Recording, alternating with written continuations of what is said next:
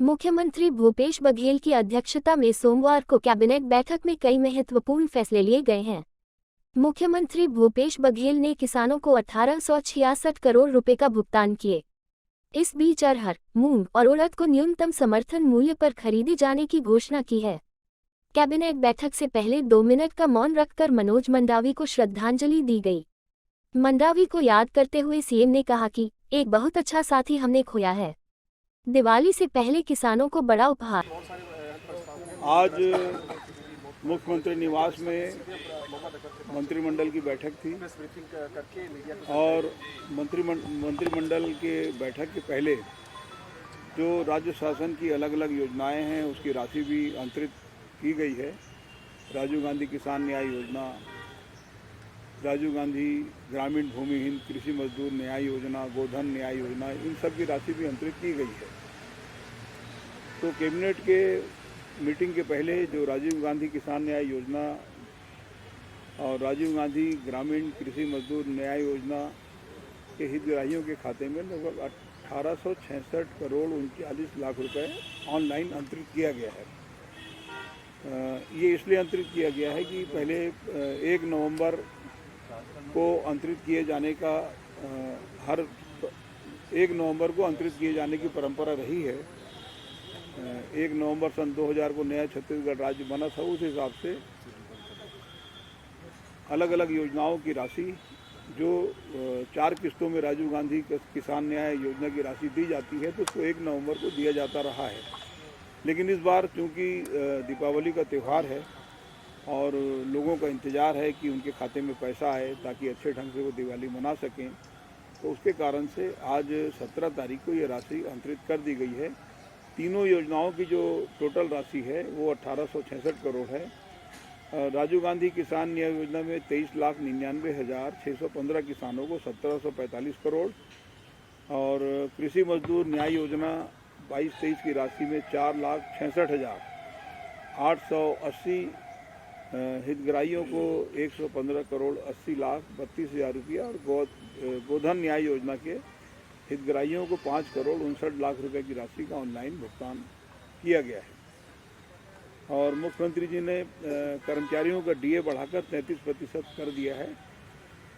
इसकी भी जानकारी मैं आपको यहाँ देना चाहता हूँ। इसके अलावा मंत्रिपरिषद में जो निर्णय लिया गया है कि जो प्रधानमंत्री गरीब कल्याण अन्न योजना की जो पात्रता है, जो माह अक्टूबर, नवंबर और दिसंबर में भारत सरकार की तरह यहाँ पे भी उनको खाद्यान्न उपलब्ध कराने का निर्णय लिया गया है।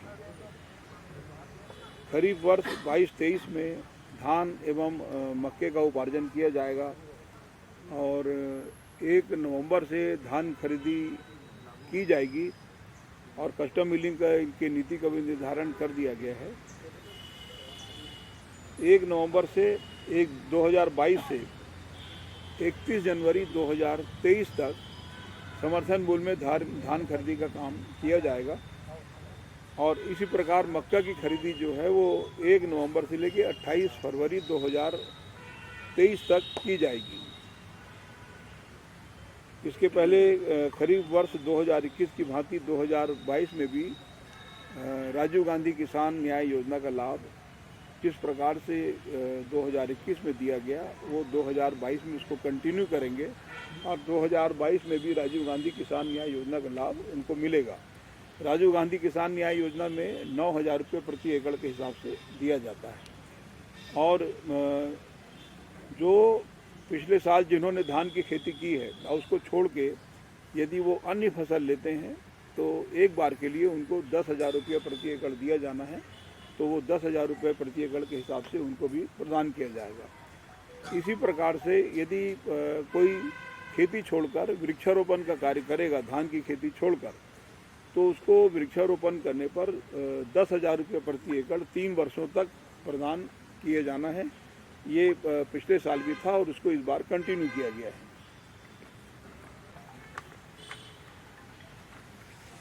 गन्ना प्रोत्साहन योजना के अंतर्गत जो पेराई सीजन 2021 है उसके जो अंतर की राशि थी करीब 11.99 करोड़ रुपए अंतर की राशि दिया जाना था, तो आज निर्णय लिया गया है कि ये उनको प्रदान कर दिया जाए। और पेराई वर्ष 21-22 में भी प्रोत्साहन राशि का भुगतान राजीव गांधी किसान न्याय योजना के तहत किया जाए। एक और भी वन विभाग की तरफ से निर्णय लिया गया है कि अभी जो वनोपज के परिवहन के लिए अभिवहन पास जारी होता है, ट्रांजिट पास, अब भारत सरकार की तरफ से एक national transit pass system NTPS लागू किया गया है और इसका लाभ ये होगा कि इस सिस्टम से यदि हम दूसरे राज्य की सीमा में प्रवेश करते हैं तो वहाँ पे दूसरा ट्रांजिट पास बनाने की ज़रूरत होती थी। मैनुअल आधार पर अब तक किया जाता था, लेकिन यदि ये ट्रांजिट पास अब ऑनलाइन सिस्टम होगा तो दूसरे राज्य में भी प्रवेश करते समय कोई अड़चन नहीं है, वो प्रवेश किया जा सकता है। उच्च शिक्षा के क्षेत्र में PPP मॉडल से जो पिछड़े क्षेत्र हैं वहाँ पे भी महाविद्यालय खोलने के लिए राज्य सरकार की तरफ से उनको ज़मीन में रियायत दी जाएगी और अनेक प्रकार के छूट की घोषणा भी की गई है, ताकि इसमें जो अति पिछड़े क्षेत्र हैं उसमें शिक्षा के क्षेत्र में विस्तार हो सके और लोगों को इसका लाभ मिल सके और वो शिक्षित हो सकें।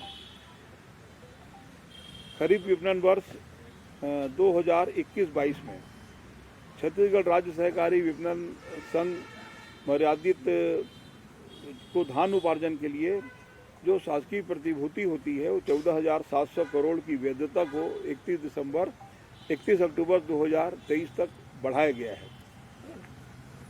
छत्तीसगढ़ उपभोक्ता कल्याण निधि भी बनाया गया है 2022। इसमें 75% भारत सरकार और 25% राज्य सरकार का एक कॉर्पस फंड बनाया जाएगा, जिसमें 15 करोड़ भारत सरकार की तरफ से 5 करोड़ छत्तीसगढ़ सरकार की तरफ से उसको मिलाकर उसको उपभोक्ताओं के कल्याण के लिए इसका निर्माण किया जाएगा। आबकारी उप निरीक्षक के पद पर सीमित विभागीय प्रतियोगी परीक्षा, ये क्या है, न्यायालय में मामला लंबित था और बहुत लंबे समय से लंबित होने के कारण अब जो फैसला हुआ है उसके हिसाब से विभागीय परीक्षा में बैठने के लिए जो पात्र लोग थे तो वो उसको 2 बार के बदले अब 2 से अधिक बार में बैठने की पात्रता नहीं थी, तो अब तीसरी बार भी वो वन टाइम एक बार के लिए छूट देते हुए तीसरी बार भी अब वो परीक्षा में बैठ सकेंगे। इसके अलावा राज्य कर विशेष आयुक्त के पद पर भी पदोन्नति के लिए जो उसका जो आहर्ता है वो सेवा अवधि करीब 5 वर्ष होना चाहिए, तो उसमें भी वन टाइम के लिए छूट दिया गया है। और बस इसी प्रकार का यदि कोई प्रश्न हो तो आप बताइए। रिजर्वेशन को लेके ऐसा है कि भी क्वान्टिफाइबल डाटा जो है वो उसकी रिपोर्ट अभी प्राप्त हुई नहीं है और वो डाटा की रिपोर्ट आने के बाद उसमें आगे की कार्रवाई की जाएगी। वो तो डाटा आएगा, लेकिन आरक्षण जो कम हुआ है उसको कैसे? देखिए, मुख्यमंत्री जी ने एक बार नहीं अनेक बार कहा है कि जिसका जितना हक है वो उसको मिलेगा। नहीं, वो कैसे मिल पाएगा? उनका तो कहना ज़्यादा है, लेकिन 50% के दायरे का तो बाहर हो जाएंगे। 50%, देखिए ऐसा है कि 2 टाइप का सिस्टम है और माननीय उच्च न्यायालय ने भी जो आदेश पारित किया है उसका ये कहना है कि जो इसके पहले जो रिजर्वेशन जारी किया गया था वो 50 से ऊपर हो गया था। ये बिल्कुल सही है कि सुप्रीम कोर्ट की तरफ से इंदिरा साहनी वाले मामले में 50% से ऊपर आरक्षण नहीं हो सकता।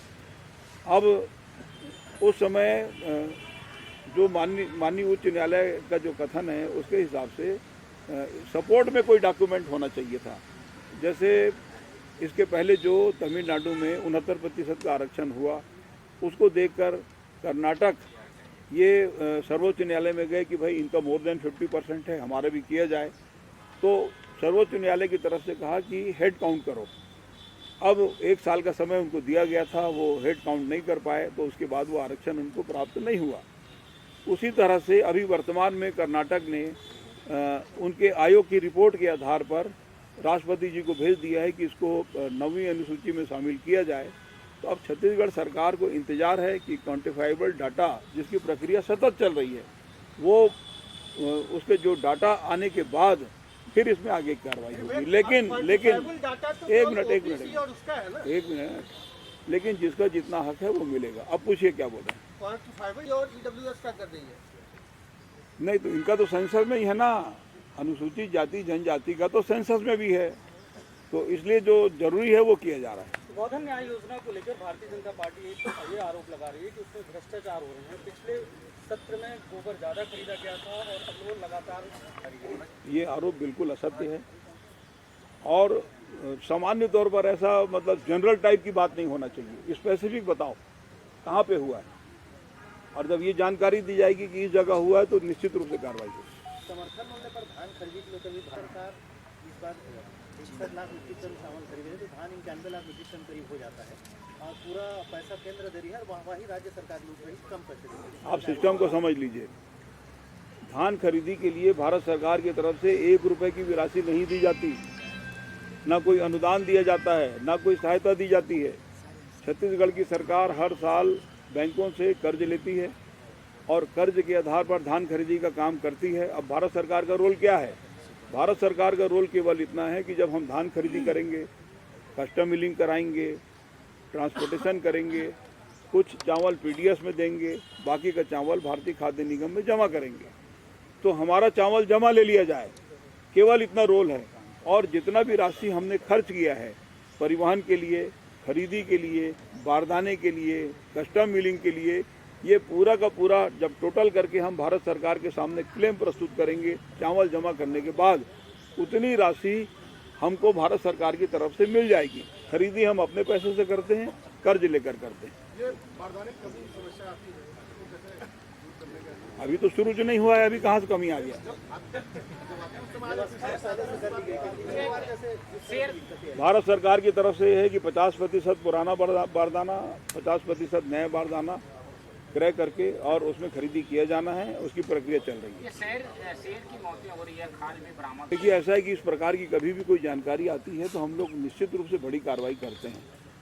आपके पास भी यदि कुछ होगा तो आप बताएंगे जरूर। घटना हुई है, शेर मारा है।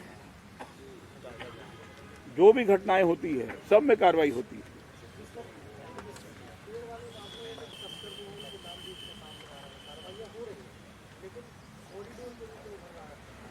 नहीं, इस टाइप की कोई बात नहीं है कि कोई कॉरिडोर कुछ बन रहा हो, लेकिन यदि इस प्रकार की जो भी समस्याएं सामने आती है या जो भी घटना सामने आती है तो निश्चित रूप से हम बड़ी कार्रवाई करें। आरक्षकों को लेकर विधानसभा का विशेष सत्र बुलाया जा सकता है, चर्चा हुई ऐसी जानकारी? मैंने पहले भी कहा कि क्वान्टिफाइबल डाटा जो है वो अभी तक आया नहीं है, वो आने के बाद ही निर्णय होगा। कब तक आएगा सर? कब तक आएगा? अब वो तो आयोग है, वो जब दे दे। चलिए, धन्यवाद। For more news updates, do subscribe, like, share and comment. Clipper 28